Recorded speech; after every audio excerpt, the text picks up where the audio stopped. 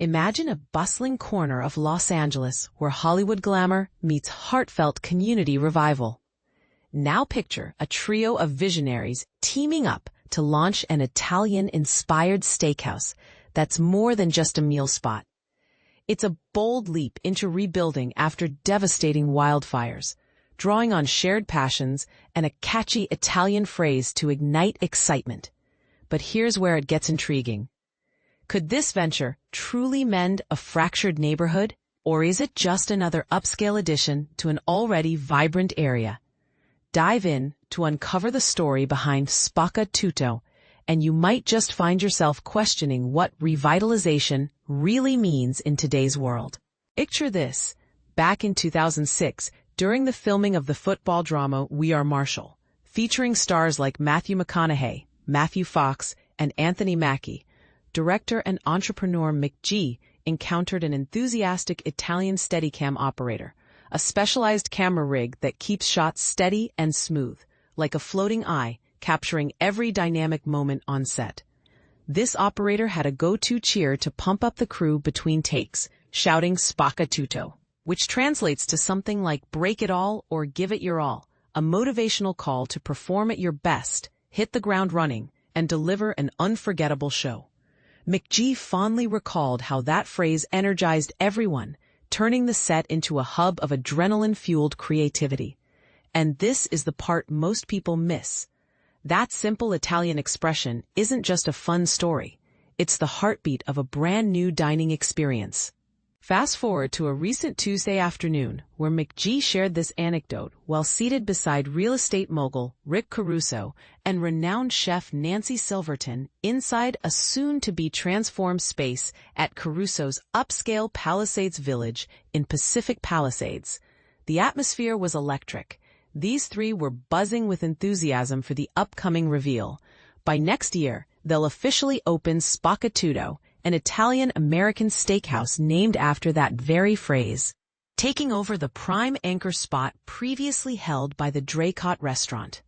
While diners won't sink their teeth into steaks until the grand opening in August 2026, the partners unveiled initial renderings and conceptual designs during an early press event. This launch ties into Caruso's broader efforts to rejuvenate Palisades Village amid the recovery from January's devastating wildfires, which ravaged parts of the area and left lasting scars on the community. Following Caruso's earlier announcement in May that he'd brought in retail expert Elise Walker to lead the flagship corner at Sunset Boulevard and Swarthmore Avenue, Spacca Tutto promises a menu inspired by Silverton's beloved cheese spacca on Melrose Avenue. Think a robust selection of American-style steaks with Italian flair, balanced by lighter options like fresh salads, seafood dishes, and seasonal vegetable plates. Perfect for lunch, dinner, or just enjoying drinks. The wine list will boast around 250 choices from Italy and the U.S., complemented by a fast craft cocktail program for quick, creative sips.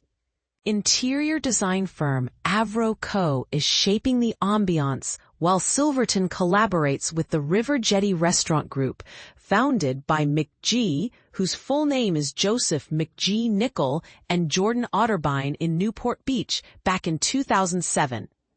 Their portfolio includes gems like A Restaurant and A Market in Newport Beach, CDM in Corona del Mar, A Crystal Cove in Newport Beach, and APCH in Long Beach, each a testament to their knack for blending quality dining with local charm. Now, let's address the elephant in the room. How did this dream team come together? Caruso kicked things off by sharing the backstory.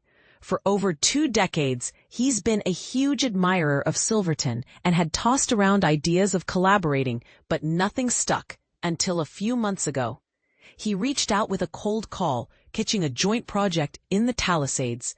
"I've got a fantastic concept for us to team up here," he said. "Think about it," she replied. "That intrigues me." He also extended the invite to McG, whom he'd long wanted to partner with. It all clicked, fueled by a shared drive to contribute to rebuilding the city. But here's where it gets controversial. Is this kind of high-profile development just a way for wealthy entrepreneurs to capitalize on tragedy? or a genuine act of community support? Many might see it as the latter, yet others could argue it's accelerating gentrification in an area still healing. Reflecting on those 2 decades of near misses, Caruso noted the timing was key. Silverton was juggling her bustling market and other ventures, and opportunities often require patience. "I've spent 35 or 40 years building my business on long-term connections," he explained. "Sometimes the perfect moment takes time." Silverton added that past discussions felt complicated, especially since the Grove proposal was too close to her existing spot at Melrose and Highland, risking overlap with her own business. She needed a distinct niche that felt authentic and didn't undermine her current success. So what tipped the scales this time? For Silverton, living in Hancock Park and initially unfamiliar with Pacific Palisades, the appeal lay in the distance and the chance to aid her hometown's recovery. "The wildfires' impact hit close to home," she said, "and food is a powerful way to heal and unite a community. What better role than nourishing people as we rebuild?" McG echoed the sentiment, praising Caruso's unparalleled experiences and his own long history of enjoying Silverton's eateries. As neighbors in multiple cities, they aim for top-tier dining vibes. "Partnering with these giants is a thrill," he said. McG revealed he and Caruso had only recently connected informally, but the Palisades project aligned perfectly with his desire to energize the area. Many filmmakers live nearby, making it a logical spot for casual hangouts. "We envision a place that becomes everyone's go-to, where food opens hearts and fosters community spirit," he added. And this is the part most people miss. In a region known for Hollywood excess, McG sees this as an extension of his storytelling legacy, from Charlie's Angels celebrating LA's optimism to the OC highlighting Orange County's culture. When it came to nailing down the concept, Silverton emphasized it wasn't about exclusivity.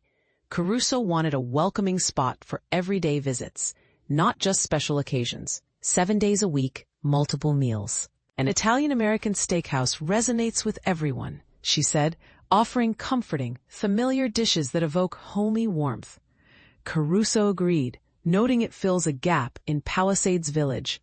Returning favorites like Angelini Osteria, Blue Ribbon Sushi, and Hank's will soon reopen, but a standout steakhouse was a customer demand. "Who better to infuse it with Italian zest?" he asked.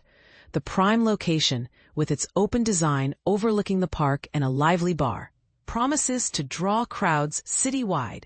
Plus, in a community hit hard by job losses from the wildfires, spanning restaurants, homes, and more in Santa Monica to Malibu, creating roles from entry-level to management, chefs, bartenders, servers, is crucial for revitalizing local life. McG tied it back to broader industry challenges, reflecting on California's struggles, like the decline of aerospace and the need to preserve Hollywood and Silicon Valley. "We're leading by action," he said, referencing partnerships like the Henson Studios lot with John Mayer, aiming to emulate Tyler Perry's Atlanta revival, not just talk, but tangible progress. Finally, the name SpaccaTutto sparked some creative debate. Caruso recalled productive talks, while Silverton wanted to nod to her cheese Spacca roots, but differentiate it clearly. Borrowing some dishes from her other spots, she avoided confusion, since this would be larger with an expanded menu. Options were tossed around, but McG was an instant fan, linking it to that energizing film set memory. "Nancy's creations at Mozza or cheese Spacca are irresistible," he said. "Pairing our strengths could make this unbeatable." As we wrap up, consider this thought. In an era of rapid urban change and environmental recovery, does pouring resources into a luxury steakhouse truly prioritize community needs, or does it risk sidelining those still struggling? Could food-focused initiatives like this bridge divides, or do they inadvertently widen them by attracting only the elite? What do you think? Does this project inspire hope or raise red flags? Share your opinions in the comments. I'd love to hear if you agree, disagree, or have a fresh take on balancing glamour with genuine rebuilding.